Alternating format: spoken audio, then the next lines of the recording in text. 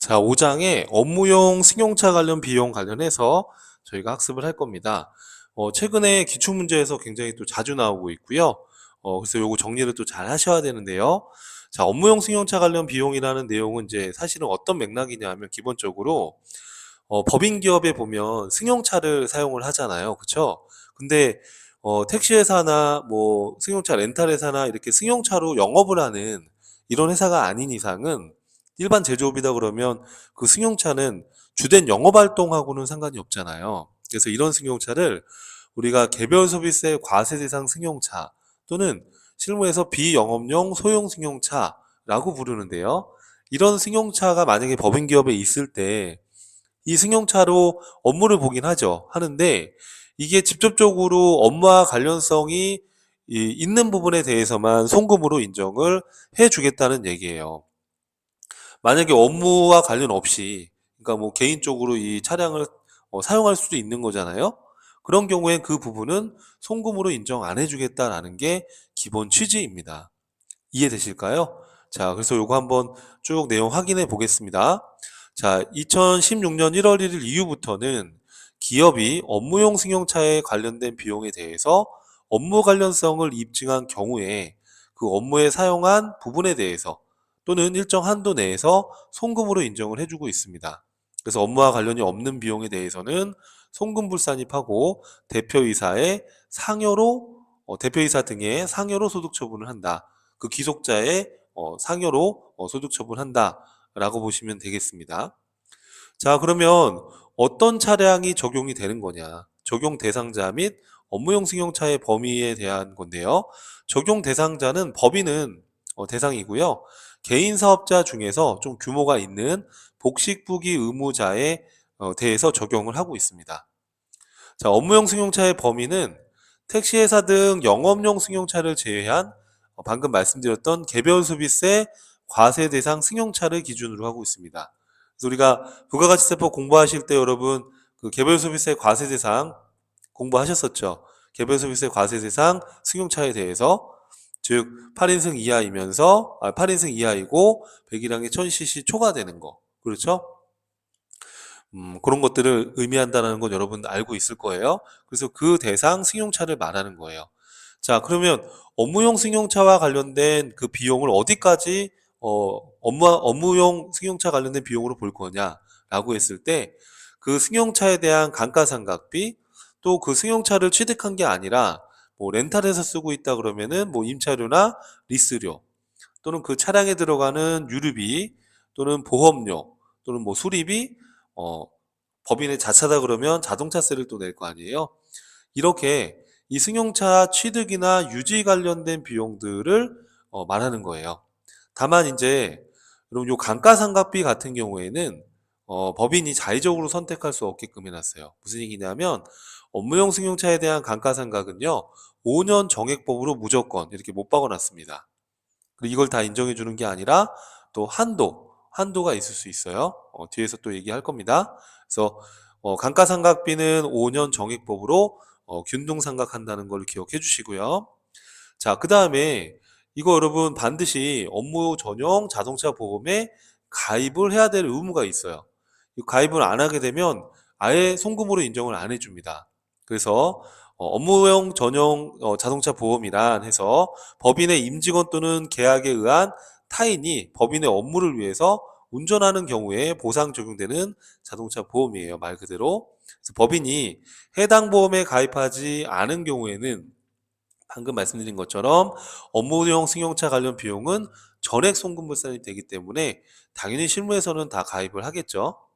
자, 그리고 근래에 또 추가된 게 전용 번호판 부착 의무가 추가됐습니다. 그래서 24년도 1월 1일 이후부터는 취득가액 8천만 원 이상의 법인 업무용 승용차는 연녹색 번호판을 부착해야 된다라고 이제 규정이 추가됐어요. 그래서 이걸 부착 안 했을 때는 업무용 승용차 관련 비용을 전액 송금불산입한다라는 거예요. 자, 그리고 이제 중요한 거는 이 업무용 승용차에 들어가는 모든 비용을 다 해줄 거냐. 제가 아까 말씀드린 것처럼 이 업무용 승용차를 업무에 쓰고 있겠지만 이게 업무에 사용하지 않는 부분도 분명히 있잖아요. 이 구분선이 애매한 경우가 좀 있잖아요. 그래서 운행일지를 작성하라는 거예요. 운행일지. 운행기록부를 작성 비치해라. 그러면 전체 키로수 중에 그 업무에 쓴 운행 그 키로수만큼 그 비율만큼 인정을 해주겠다라는 거예요. 그래서 이게 진짜 업무에 사용하는 게 많다 그러면은 이 운행일지 작성하셔야지 송금으로 많이 인정을 받습니다. 그 업무 운행한 것만큼만 인정이 되는 거니까. 자, 업무용 승용차 관련 비용을 업무 사용 비율만큼 인정받고자 하는 경우, 만약에 업무 사용 비율이 크다 그러면 당연히 이걸 작성 기록 관리하는 게 좋겠죠.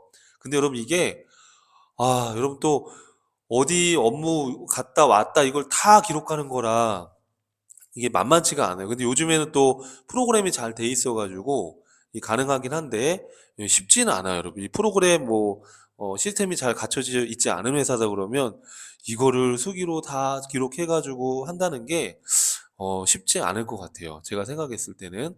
근데 인제 뭐 프로그램이 잘 되어 있기 때문에 요즘 또 그런 프로그램 도입을 하셨다고 그러면은 또 요것도 또 가능하니까. 자, 그래서 요 하여튼 사용 비율만큼 인정을 해 주겠다는 거예요. 그래서 업무용 승용차별로 업무용 승용차별로 운행 기록 등을 작성 비치해야 된다라는 거예요. 그래서 그 승용차 타고 다니는 뭐 담당자가 있다면 그 사람은 또 인제 이거 작성을 또 해야 돼요. 그래서 이것도 굉장히 또 큰일인데, 근데 이제 만약에 운행 일지를 작성 안 했다 그러면은 1,500만 원 이하다 그러면 이제 전액 다 인정을 해 주고요. 1,500만 원을 초과한다 그러면은 최대 1,500까지 인정을 해 주고 있어요. 자, 뭐 이건 이따가 또 다시 한번 얘기하고요. 그래서 이 업무 운행하는 그 일지를 작성 뭐 해 보니까 실제로 운행하는 비율이 업무를 위해 쓰는 비율이 크지 않다 그러면 이 금액으로 그냥 공제를 받으면 되니까 그때는 운행일지 비치를 하지 않고 그냥 이 금액으로 송금 인정을 받을 수도 있다는 거죠. 무슨 말인지 이해되시죠, 여러분? 어, 자, 이거는 이제 제출 의무는 없지만 가나세무서장이 요구하면 또 즉시 제출을 해야 된다는 거. 자, 중요한 건 이거죠. 그러면 어디까지가 업무 사용한 걸로 볼 거냐, 그 범위를. 자, 여러분 이것도 중요하죠. 자, 법인이 사업장을 방문하거나 또는 거래처를 방문하거나 법인의 사업장을 방문할 수 있잖아요. 승용차를 타고 또 회의 참석을 하거나 출퇴근도 인정해주고 있습니다. 거래처 접대나 직원 경조사 등 이런 접대 및 복리후생을 위한 운행 등 이런 것도 인정을 해주고 있어요. 그래서 또 직무 관련 업무 수행을 위한 이런 주행 거리를 의미한다라는 거예요. 거래가 아니라 거리죠. 자, 이렇게 해서 여러분 이해해 주시면 되겠고요. 자, 그러면 업무 사용한 그 금액 계산을 어떻게 할 거냐라고 했을 때, 자, 운행 기록을 작성 비치했다라고 한다면 총 주행 거리 중에 업무에 사용한 거리가 있을 거잖아요. 그 비율만큼 업무 사용 비율로 보겠다는 거예요. 그래서 업무용 승용차 관련 비용들 우리 아까 있었죠? 이런 것들, 이런 비용들을 다 집계를 해서 그 비율만큼 인정해 줄 건데, 만약에 운행 기록을 작성 비치하지 않았다 그러면 업무용 승용차 관련 비용이 1,500만 원 이하인 경우에는 뭐 1,000만 원이다. 그럼 그냥 1,000만 원 다 이렇게 송금으로 인정해 주고 1,500만 원 초과다 그러면은 그때는 최대 1,500까지만 된다. 그렇게 이해를 하시면 되겠습니다. 자, 그러면 이제 또 여기 다음에 나와 있는 게 업무용 승용차 관련 비용 중에 감가상각비예요. 그럼 감가상각비는 업무 사용 비율만큼 인정이 되는데요.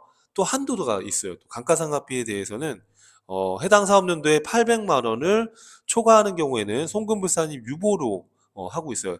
법인의 자차라고 한다면 차후 처분 시에 이건 또 추인을 하게 되는 거고요. 리스 차량이다라고 한다면 이건 법인 소유 차량이 아니기 때문에 감가상각한다는 의미가 없잖아요, 사실은. 그래서 이 경우에는 리스료 중에서 보험료나 자동차세 수선비를 차감한 나머지를 감가상각비로 그냥 봐주는 거예요. 그래서 요 금액을 가지고서 하고요. 우리 리스 차량은 렌트 차량은 렌트료의 70%를 감가상각비로 보고 있습니다. 그래서 감가상각비는 해당 사업연도에 800만 원까지를 또 한도로 하고 있고 송금불산이 유보했다가 이걸 처분했을 때 추인하는 개념이다라는 것도 기억해 주시면 돼요. 이건 이제 자차일 때의 얘기입니다. 또 리스 차량이나 렌트 차량의 경우에는 이렇게 감가상각비로 보는 이런 대상액이 있다는 거. 자, 그럼 여러분 이 차량을 나중에 이제 처분했을 때 처분 손실이 발생할 수 있잖아요. 그러면 업무용 승용차별로 800만 원을 초과하는 처분 손실은 송금불산입 기타 사유 유출로 하고요. 이 이후에 이월 잔액이 800만 원 미만인 사업연도에 송금산입 기타로 처분하게끔 규정을 해놨어요. 이것도 아주 복잡하죠, 여러분.